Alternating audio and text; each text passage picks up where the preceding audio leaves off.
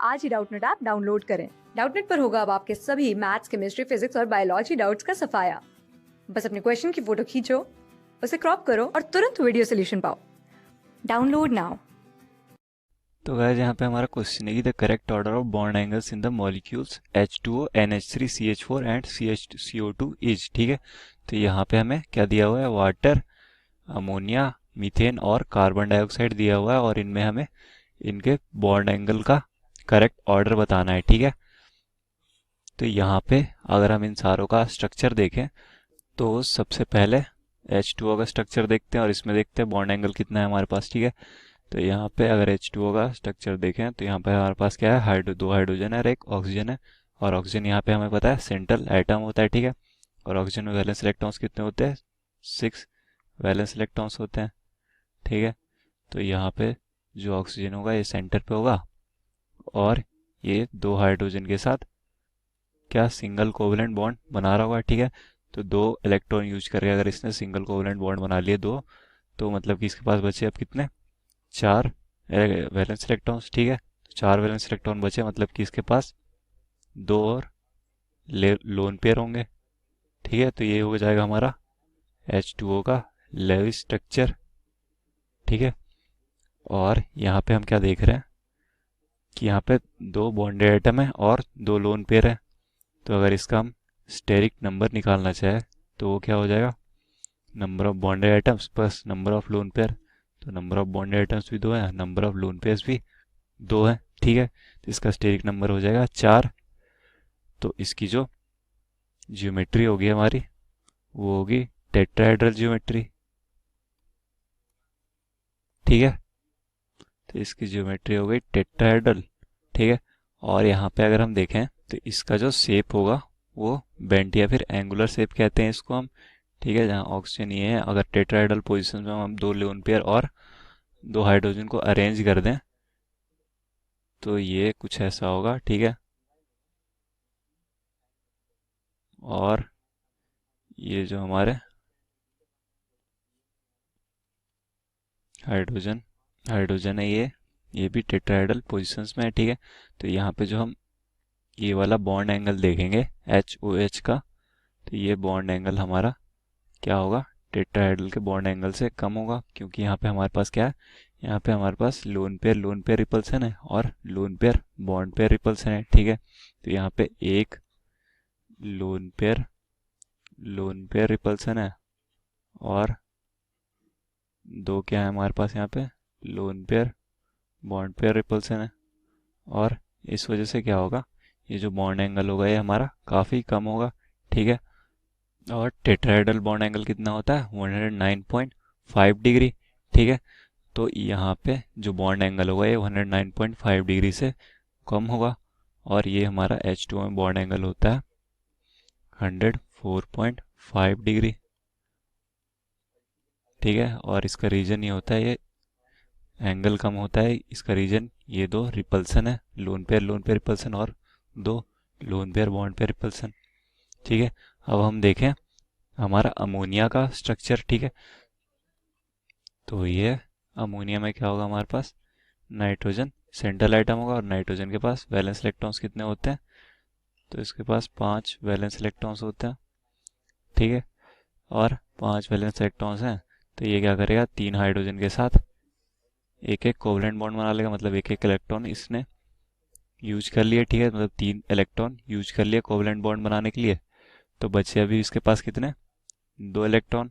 तो मतलब है कि इसके पास एक लोन पेयर होगा।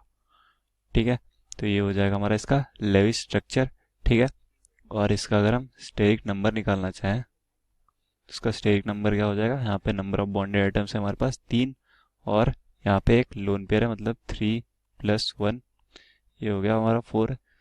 तो जो इसकी भी जियोमेट्री हो जाएगी वो भी हो जाएगी टेट्राहेड्रल।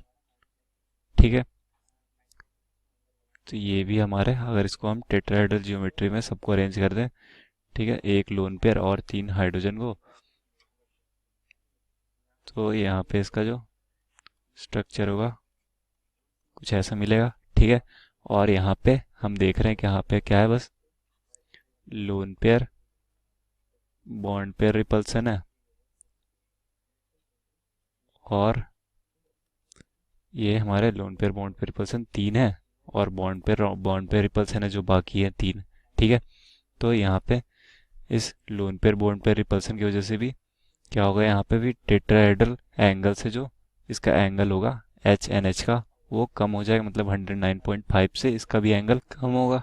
ठीक है, तो इसका भी बॉन्ड एंगल क्या होगा,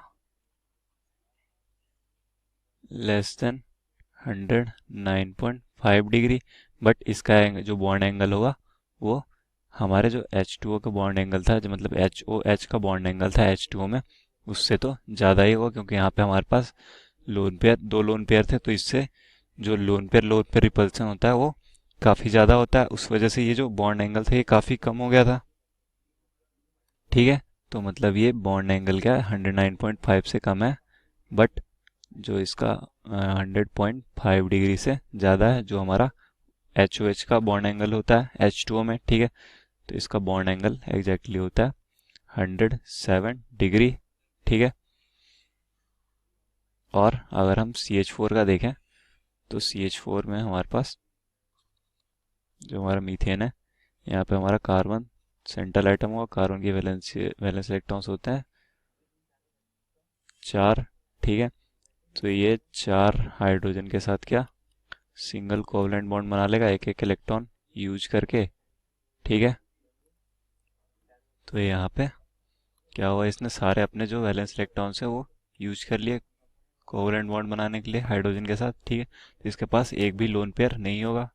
तो इसका अगर हम स्टेरिक नंबर देखें कार्बन का, तो वो कितना हो जाएगा, नंबर ऑफ बॉन्डेड एटम्स इसमें 4 और लोन पेयर कितने 0। ठीक है, तो स्टेरिक नंबर हो गया इसका 4। तो स्टेरिक नंबर 4 है, मतलब इसकी ज्योमेट्री जो होगी वो होगी टेट्राहेड्रल। ठीक है, और यहाँ पे जो 4 हाइड्रोजन है ये टेट्राहेड्रल पोजीशन में अरेंज होंगे। ठीक है, और हमें टेट्राहेड्रल की एंगल पता ही होती है कितनी होती है, वो टेट्राहेड्रल एंगल हमारी होती है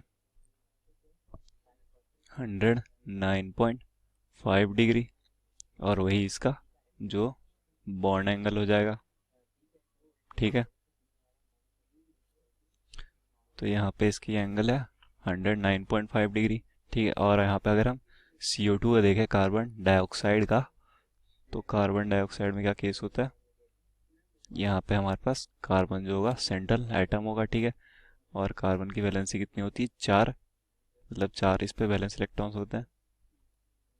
ठीक है, तो यहाँ पे 4 वैलेंस इलेक्ट्रॉन है और 2 ऑक्सीजन है, तो ये क्या करेगा, सिंपली दोनों के साथ डबल बॉन्ड बना लेगा। ठीक है, इससे जो कार्बन की वैलेंसी है वो भी सेटिस्फाई हो गई और दोनों ऑक्सीजन की वैलेंसी भी सेटिस्फाई हो गई। ठीक है, तो यहाँ पे हम देखेंगे कि यहाँ भी कार्बन के पास एक भी लोन पेयर नहीं होगा। ठीक है, तो यहाँ पे जो इसका स्टेरिक नंबर आएगा वो होगा नंबर ऑफ बॉन्डेड एटम्स है हमारे पास 2 और लोन पेयर है 0। ठीक है, तो इसका स्टेरिक नंबर आ गया 2। ठीक है, स्टेरिक नंबर 2 है, मतलब कि ये जो इसकी ज्योमेट्री होगी वो लीनियर होगी और इसका शेप भी क्या होगा, लीनियर ही होगा। ठीक है, और यही इसका शेप होगा। ठीक है, तो यहाँ पे अगर हम देखें तो जो हमारा OCO का बॉन्ड एंगल है वो कितना है, वो एक लाइन में, मतलब कि ये एंगल है हमारा 180 डिग्री। ठीक है, तो जो यहाँ पे बॉन्ड एंगल होगा वो होगा 180 डिग्री, जो कि सबसे ज़्यादा अभी तक।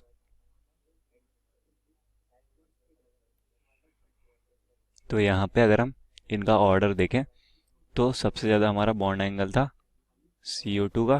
ठीक है, फिर उसके बाद जिसकी टेट्राहेड्रल शेप थी CH4 का बॉन्ड एंगल था हमारा, फिर हमारा NH3 जिसके पास बस एक लोन पेयर था और बाकी 3 बॉन्डेड एटम थे, इसकी थी। ठीक है, और फिर सबसे जो हमारा कम बॉन्ड एंगल था वो H2O का, जिसकी ज्योमेट्री तो टेट्राहेड्रल थी बट शेप था इसका एंगुलर शेप, और इस पे 2 लोन पेयर की वजह से जिसका बॉन्ड एंगल था वो काफ़ी कम था।